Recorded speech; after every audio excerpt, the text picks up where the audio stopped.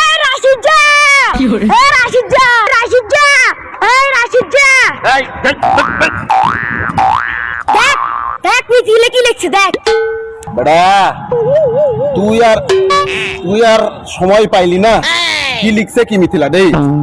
এই এই আকনা গুলা কইতুন ধরি ধরি আনছেন।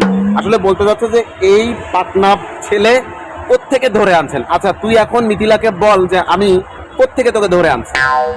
এই মিথিলা কি দেখছো? পাটনামের কি দেখছো?